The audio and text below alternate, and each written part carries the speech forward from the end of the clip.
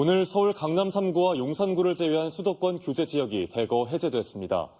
이달 하순부터는 부동산 관련 각종 세제 규제도 대부분 완화됩니다. 이 같은 전방위적 규제 완화 조치가 지역 부동산 시장에도 활기를 가져올 수 있을까요? 정경원 기자가 취재했습니다. 지난해 4월 84제곱미터 매물이 7억 9,500만 원에 거래됐던 광주 서구의 한 아파트 단지는 지난 연말 잇따라 4억대의 매매가 이뤄졌습니다. 지난해 11월 기준 광주 지역 아파트 매매 가격 지수는 6월에 비해 3% 이상 하락하는 등 이 단지를 포함해 곳곳에서 집값이 크게 떨어졌습니다.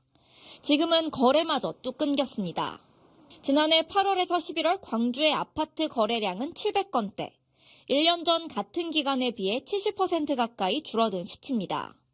전국적으로 부동산 시장이 경색되자 정부는 지난해 9월 말 광주 등 비수도권에 대한 규제를 완화했습니다. 그리고 3개월여 만인 지난 3일에는 수도권 대부분의 조정 대상 지역 해제뿐 아니라 양도세와 취득세, 전매 제한 등 부동산 규제를 전방위적으로 완화한다고 발표했습니다. 부동산 업계는 이 같은 규제 완화 조치에 힘입어 올해 하반기부터는 거래가 회복될 것이라고 기대감을 드러내고 있습니다. 저희들은 실무에서 이렇게 봤을 때 한 6개월 정도 이렇게 걸리더라고요. 그런 정책들이 조금씩 흡수되면서 실소유주들한테 반영을 하면서 후반기 정도는 좀 회복세가 되지 않을까. 관건은 금리입니다.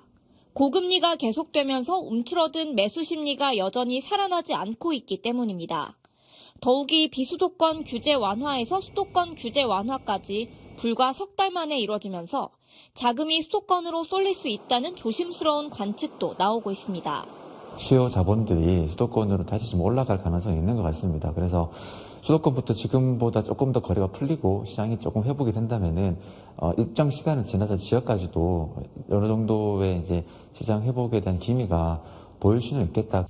각종 규제 완화 조치에도 얼어붙은 지역 부동산 시장에 훈풍이 불기까지는 다소 시간이 걸릴 전망입니다. KBC 정경원입니다.